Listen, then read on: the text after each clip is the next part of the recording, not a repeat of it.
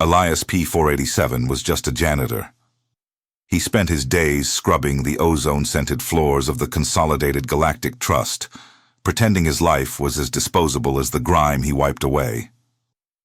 But when his alien wife, a nurse from the highest echelons of corporate healthcare, confessed that the wellness center was an organ harvesting operation, and the stain on his deck plating was human blood, his meticulously crafted life as a nobody shattered.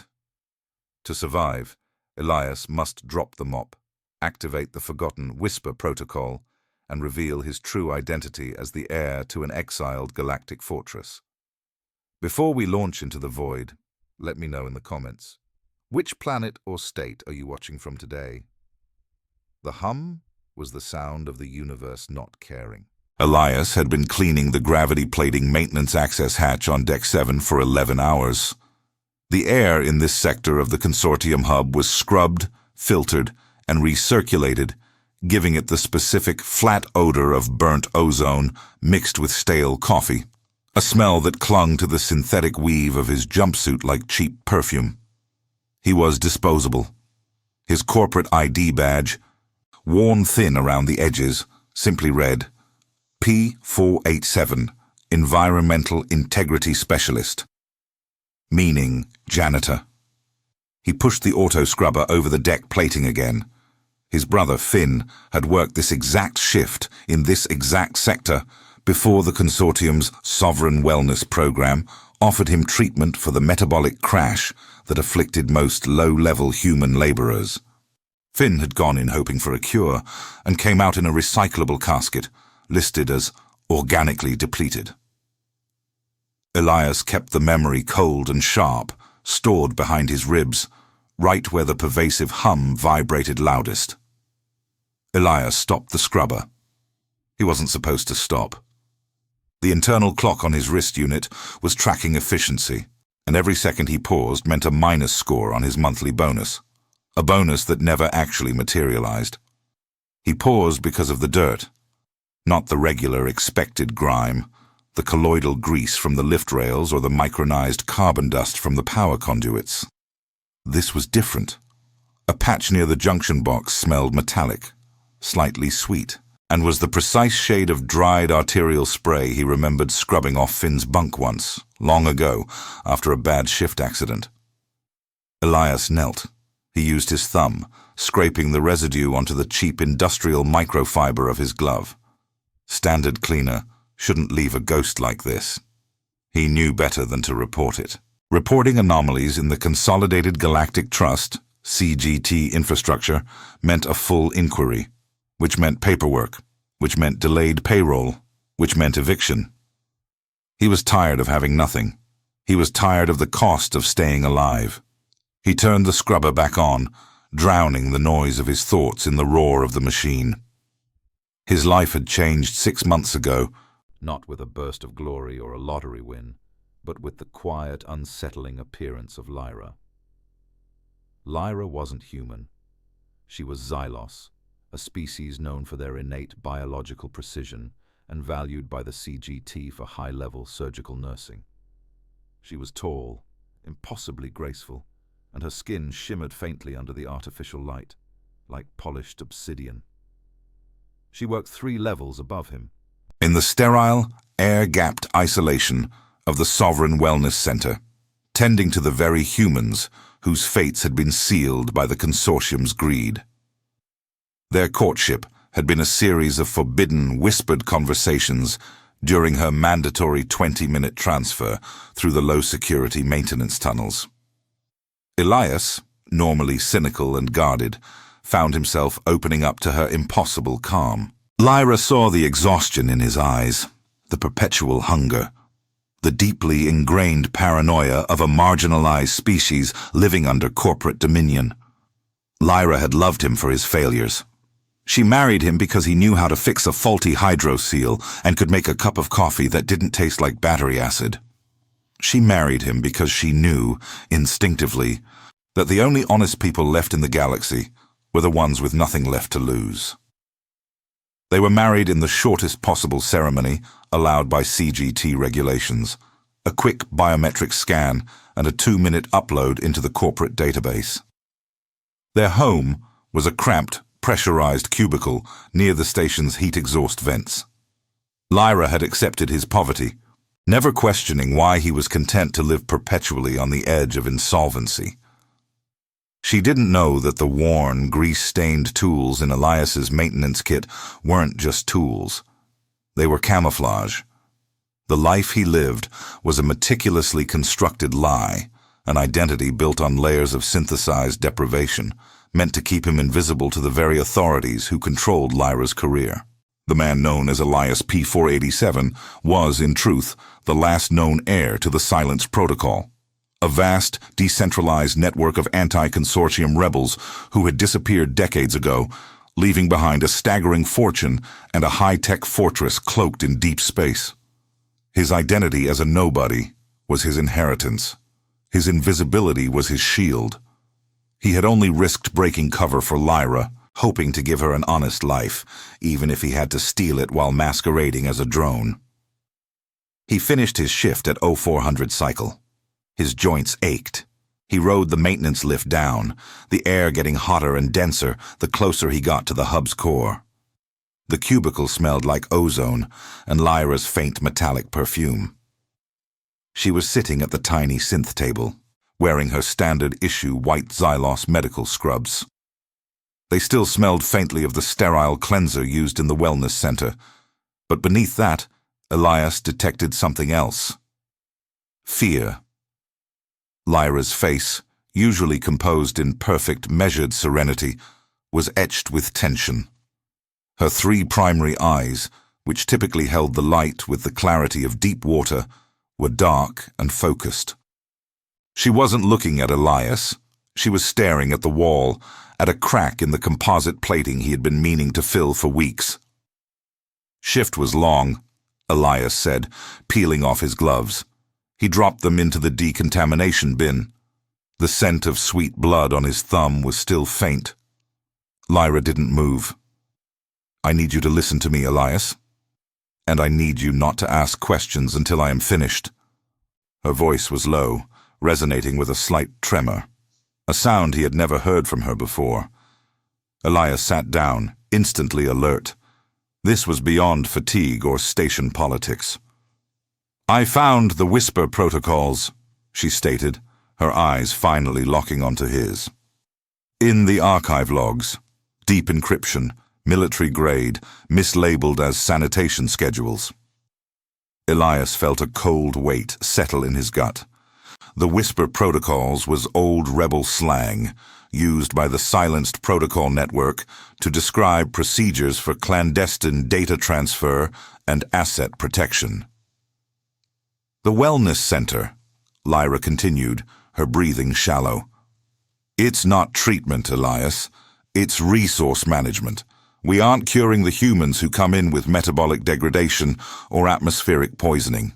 We are maximizing the yield. Elias's hands clenched into fists under the table. Finn's face flashed behind his eyes, the drawn grey look, just before they took him away for long-term palliative care. The specialized nutritional formulas, the accelerated atrophy inhibitors, they keep the host alive just long enough. Long enough for the systemic shutdown to be managed. Long enough for the organs to stay fresh until the very moment of expiration. Lyra leaned forward, her elbows on the table, forcing him to meet her gaze. They are running a slow-motion eugenics program designed for high-value organ harvesting, specifically targeting non-consortium citizens, mostly the poor human laborers. And you just found this now? Elias asked, his voice flat, devoid of emotion. This wasn't anger, it was validation of a deep, years-old suspicion. I have been tracking the output manifests from the Xylos processing division. The mortality rate variance didn't match the input diagnostics, but today, a new patient came in. P491, a young woman. Her intake form had the specialized designation R39 Protocol, High Yield. That's when I broke into the archived core. The R39 is the euthanasia schedule. Lyra's normally stoic composure cracked. She reached across the small table, her cool fingers gripping his wrist, hard, almost painfully. Elias, they are going to transfer her medical power of attorney to the consortium's legal services division. They will force her family, probably a desperate spouse, to sign the release forms, citing comprehensive palliative termination and guaranteeing the maximum payout for the deceased's family. It happens every time. She lowered her voice further, the sound a ragged scrape against the canned air. When they come to you, when they offer you relief, or compensation, or even guaranteed maintenance employment. She stared into his soul, pushing past the grime and the exhaustion he wore like armor. Do not sign anything. Trust me. The words hung in the oppressive air of the cubicle. Lyra had offered him the single most dangerous, self-destructive choice possible, to choose moral fidelity over survival under the thumb of the CGT, to refuse the payment for Finn's fate. Elias looked at his wife, the alien nurse who had crossed social boundaries and career paths to warn him. This was her line in the sand. This was her HFY moment, sacrificing her professional life to save a stranger. His eyes flickered to the crack in the wall plating. He knew what he had to do. The time for pretending to be P487, the tired, disposable janitor, was over. They won't come to me, Elias whispered, the coldness in his voice startling even Lyra. They already tried to buy me off when Finn died, but I know who they will go to. The young woman, P491. Who is her designated next of kin? Lyra quickly pulled a secure data pad from the hidden pocket of her scrubs, her movements rapid and practiced. She had risked everything to bring this data out. Husband, designation, K33. He's a dock worker on level 3. They are sending the legal mediator down in 3 hours, standard terminal time, to get the signature. Elias stood up, moving swiftly toward the small, bolted-down utility locker where he kept his maintenance gear. He pulled out the worn toolkit, but instead of the Hydra wrench, he slid his hand underneath the liner, feeling for the smooth, cold metal of the true device hidden beneath. A specialized comm unit, encrypted on 3 layers of legacy routing protocols, the key to his hidden world. We need to get off this station, Elias said, his voice now crisp, the low hum of desperation gone, replaced by the chilling clarity of purpose. Before the mediator gets that signature, and before the consortium realizes you leaked the archive. Lyra watched him, stunned by the sudden transformation. The weary man was gone. In his place was someone precise, calculating, and dangerous. Where are we going? She asked, her training overriding her fear, focusing on logistics. I have enough credit chits for a low-orbit skiff, maybe 2 days in a backwater port. Elias gave a sharp, humorless smile. He keyed a complex sequence into the hidden comm unit. The screen flickered, showing a celestial map overlaid with ancient, non-consortium navigational routes. A small, faint target signature glowed deep within a densely clustered asteroid field, designated Undocumented Structure 704 Beta. We are going home, Lyra, Elias said, securing the comm unit inside his belt. And home, my love, is a fortress. The comm unit gave a soft, high-pitched whine. He had initiated the silent activation sequence for his emergency extraction. Within minutes, a modified shuttle capable of deep stealth penetration would be inbound. But first, Elias said, snatching a clean, disposable rag from his locker. He moved back to the synth table where Lyra sat, still holding the datapad containing the proof of the CGT's murderous system. We have 3 hours until the signature is taken. The K-33 dockworker is about to sign his wife's death warrant for a few thousand credits. We have to beat the mediator. Lyra stood up, gripping the datapad tight. How? We can't just walk onto level 3 and expose them. Elias looked down at his corporate uniform, the grease, the tears, the exhaustion that defined his marginalized life. I'm P487, he said, pulling the jumpsuit tighter. I have full maintenance access to every ventilation shaft, service tunnel, and low-security conduit on this station. We aren't going to expose them, Lyra.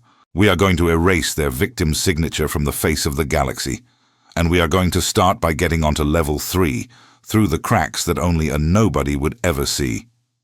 Lyra stared at him, recognizing the cold, relentless strategy that defined human survival at the lowest echelons.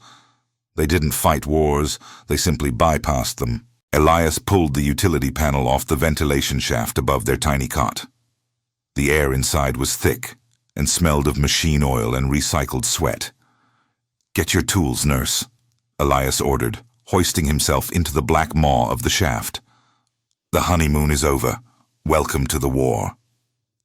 The access shaft was a symphony of industrial decay.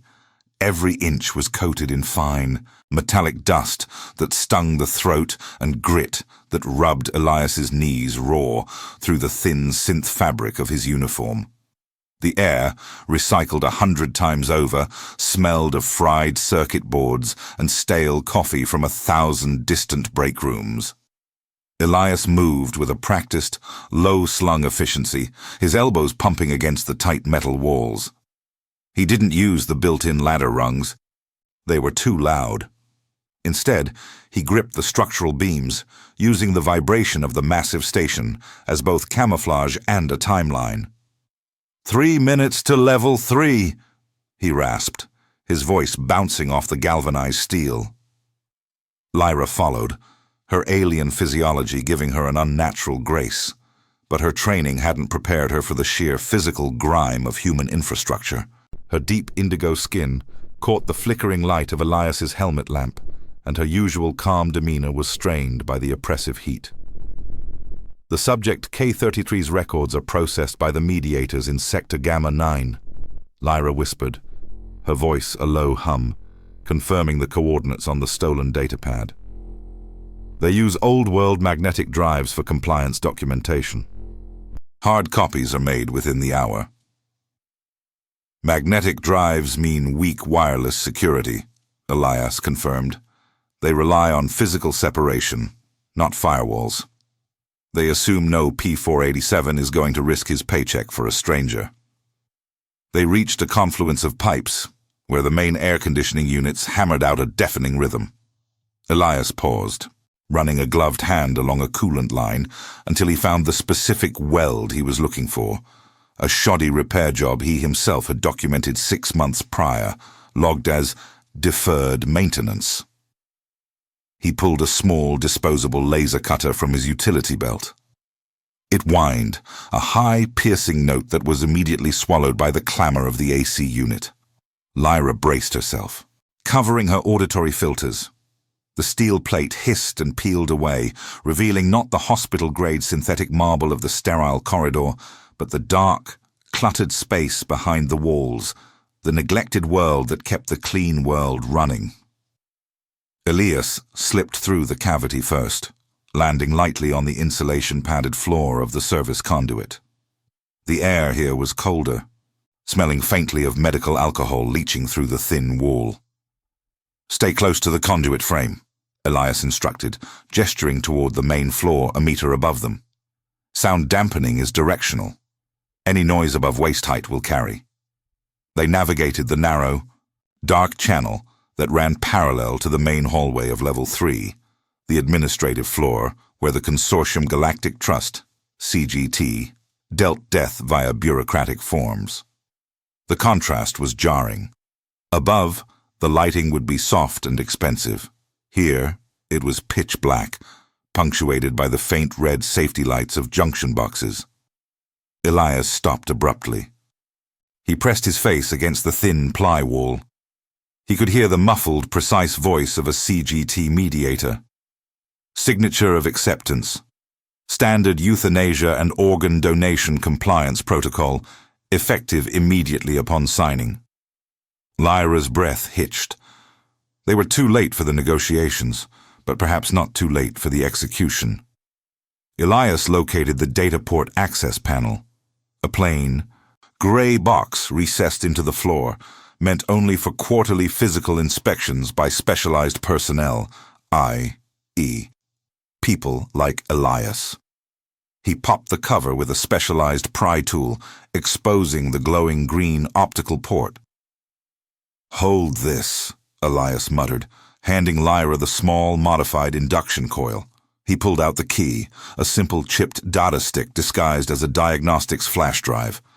It contained a single, ruthlessly efficient script, designed not to hack, but to emulate a system failure requiring immediate, authorized data migration. "This is it," Elias said, looking at the glowing port. "Once this goes in, the system flags a breach, even if it's silent. We have maybe 40 seconds before the security AI registers that a non-scheduled protocol is running on an administrative port." Lyra placed a cool, multi-fingered hand on his arm. Her eyes, usually large and liquid black, were focused entirely on his face. "Elias," she said, her voice barely a breath.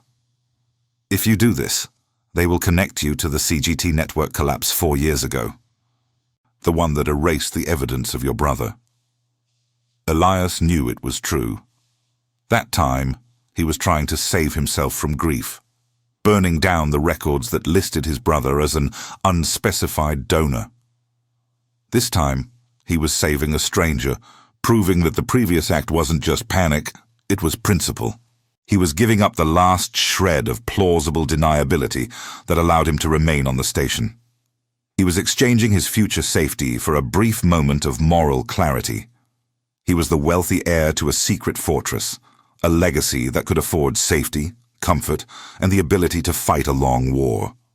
But if he ran now, the K-33 subject would die. If he acted now, he would trade that vast future for 30 seconds of adrenaline and a lifetime of being hunted. "I won't trade a life for a secret," Elias stated, his voice flat. It wasn't heroic. It was just the cost of entry to his own conscience. He shoved the flash drive home. The optical port immediately flashed yellow, then began blinking red. Elias ignored it, focusing on the tiny, archaic LCD screen built into the drive itself. "System initiating migration protocol 704B, accessing CGT archive 33 Delta." The drive wasn't stealing data, it was implementing a highly specific type of digital leprosy. It was designed to find a select set of identifiers, name, medical history, location, outstanding corporate debt, and tag them with a system corruption irrecoverable marker. It didn't destroy the file, it made the file untrue. The internal time counter on the flash drive clicked down, 0:28. Lyra watched the digital transfer rate climb. She could practically hear the hum of the magnetic drives behind the wall. "Targeting K-33. Subject ID. Docked. Protocol 8A confirmed." The screen read. 0:15. Elias pressed the single physical button on the flash drive. Execute. The process was instantaneous. The drive emitted a single, sharp ping. Deletion confirmed. System integrity failed. Subject K-33. Administrative identity purged. Warning, irrecoverable loss. Elias ripped the drive out of the port. The administrative port immediately went dark, simulating total power failure. The soft, precise voice of the mediator behind the wall stopped mid-sentence. "What in the hell?" the voice exclaimed, laced with sudden corporate panic. "The compliance files just vanished. Subject K-33, docked. It's just a blank screen. System integrity failure? Impossible." Elias was already moving, his heart pounding a dull rhythm against the metal floor. "Go! Get back to the vents!" he hissed. They scrambled back toward the opening in the ventilation shaft. Lyra used her enhanced strength to shove Elias into the opening first. Behind the wall, the panic was escalating. Footsteps hammered down the synthetic corridor. "Seal the level! Security Protocol Beta 4! We have unauthorized systems interference. Check the conduits!" Elias pulled himself fully into the grimy safety of the shaft. He reached down and yanked Lyra up, just as the service door they had breached was violently kicked open from the outside. A security officer in full CGT black armor stood there, the beam of his helmet lamp sweeping the area. The officer saw the exposed wiring and the dust trail they'd left behind. "Intruder! They're in the ventilation system. Lockdown level 3. The sound of klaxons began to throb throughout the massive station, a deep, mournful sound that signaled serious trouble. Not just a grease fire, but a threat to the administrative core. "That's for us," Elias grunted, already replacing the ventilation panel he had cut. He secured it rapidly with mag clamps, making the seal look sloppy, but effective. "We bought that woman time. Now, we buy ourselves an exit." They started crawling sideways, heading away from the core toward the periphery docks where the stealth shuttle was due to arrive. The intense light filtering through the vent slats turned red, confirming the station-wide alert. Lyra reached into her pouch and pulled out the stolen data pad containing the proof of the CGT's organ harvesting. She secured it inside her uniform.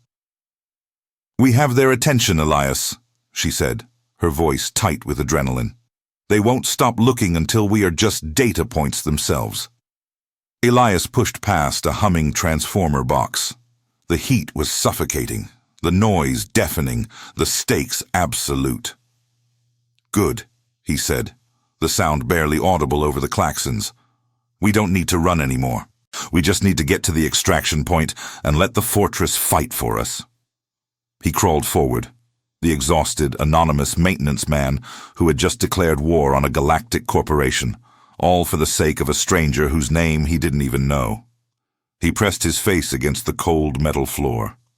The stale smell of recycled sweat and ozone was the smell of home now. The life of safety was gone, traded for a brief, furious moment of justice. They crawled toward the periphery docks, the hum of the station turning into a vengeful roar. The coordinates for the hidden asteroid fortress were the only thing left between them and complete elimination.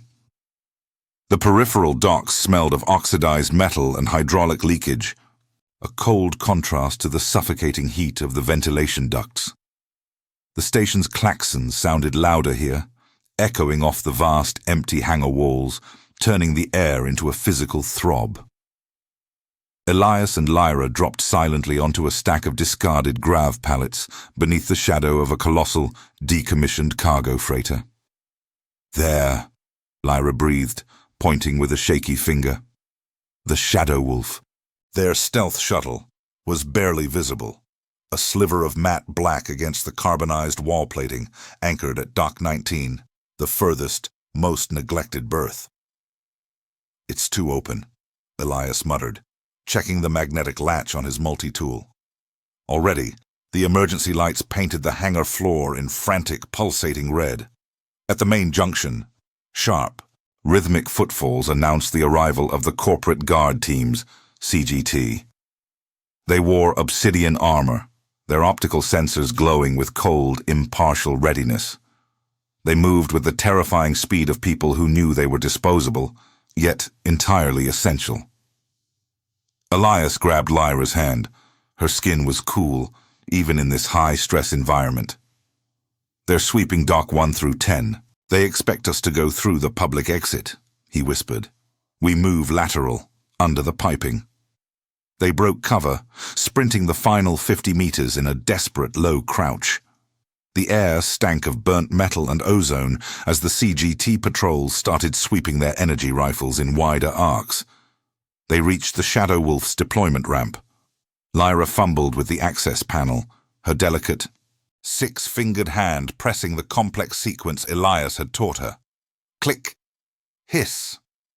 The ramp lowered halfway, revealing the narrow, pressurized cabin. Elias gripped the edge of the open hatch, peering back into the hangar. The guards were close, too close.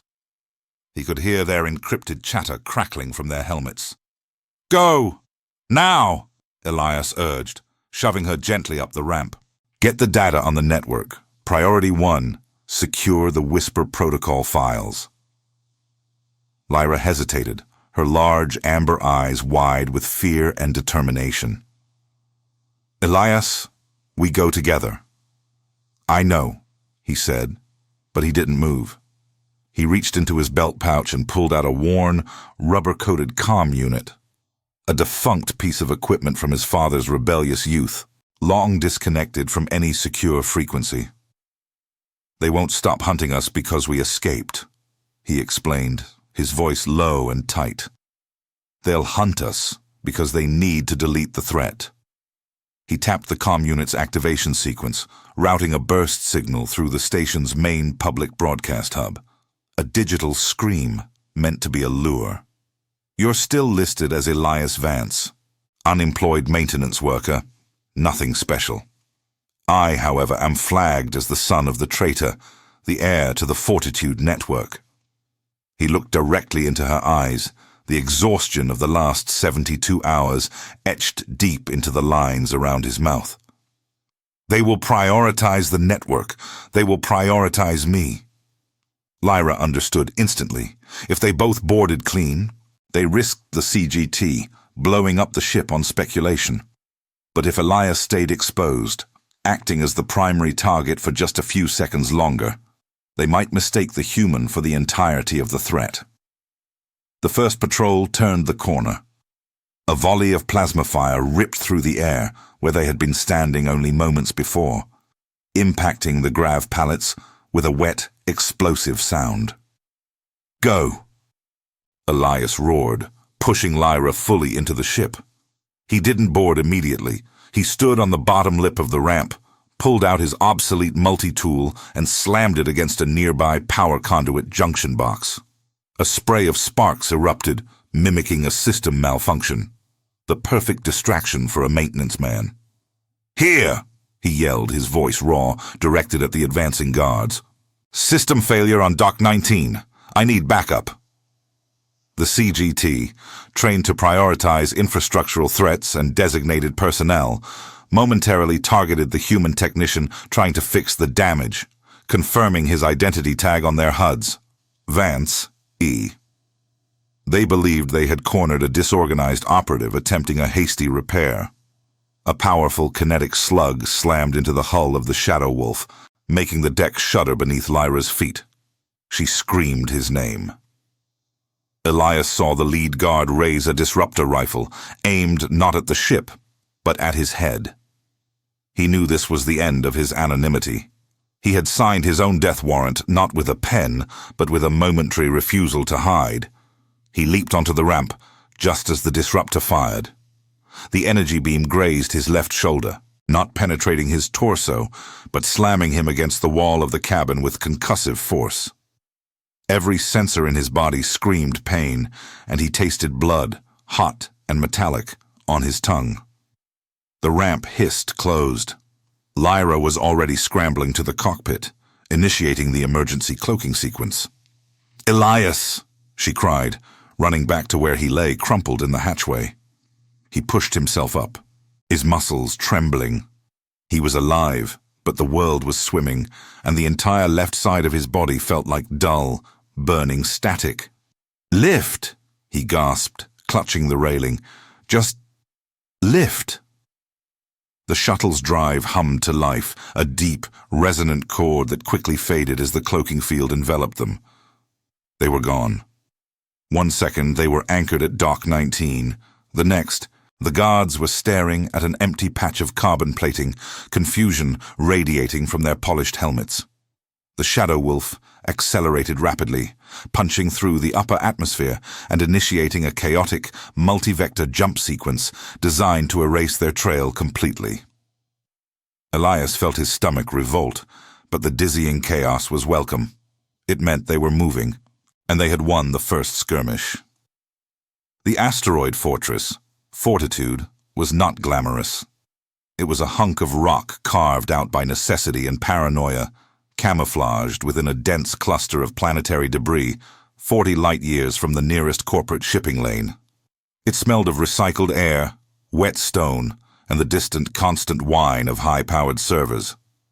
Lyra had taken the helm, navigating the complex approach codes. She landed the shuttle with professional precision in a pressurized docking bay, the silence of the fortress swallowing the ship's engine noise immediately. Elias was dragged from the cockpit by two anonymous armored figures who emerged silently from the shadowed walls, part of the loyal security detachment his father had left behind. They moved him to a sterile medical bay tucked deep beneath the primary command center. He was a mess. His shoulder was bruised and burnt, but the real damage was internal. The disruptor blast had played havoc with his nervous system, leaving him prone to tremors and vertigo. Lyra worked quickly, expertly, the sterile tools clicking against the obsidian countertop. She was a nurse first, an alien second, and Elias's wife always.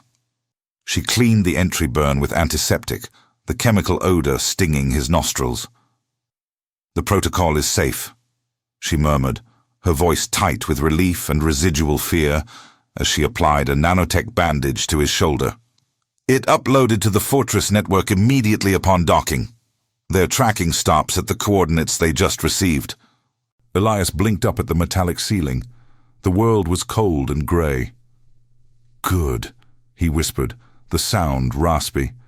"The stranger on level 3, she'll live. Others might too." Lyra shook her head slightly, her gaze heavy.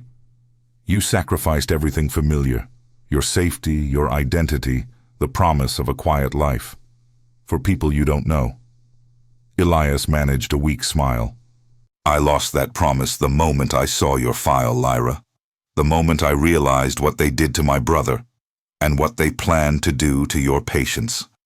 There was no quiet life left, only the dirty choice."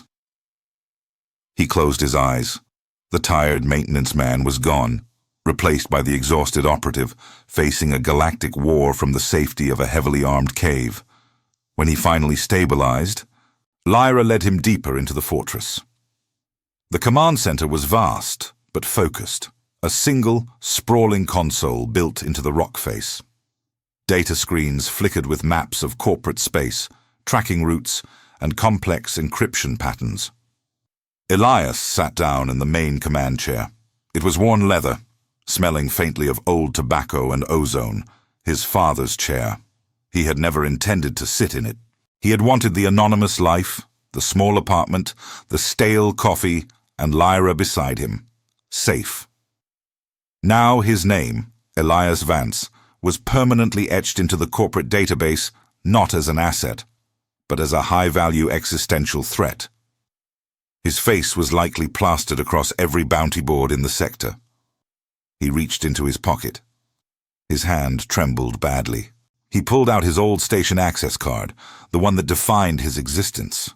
Vance, E-Maintenance and Repair, level 1 to 4. He flipped it over and over, feeling the cheap plastic, smelling the faint trace of machine oil. He was an heir who had spent his adult life pretending to be a nobody, just to survive. Now, the mask was gone, burned away by a disruptor blast and a moral choice. Lyra stood beside him, her hand resting lightly on his uninjured shoulder. She wasn't looking at the screens. She was looking at him. "You started a fire, Elias," she said softly. Elias stared at the flashing red alerts on the central screen.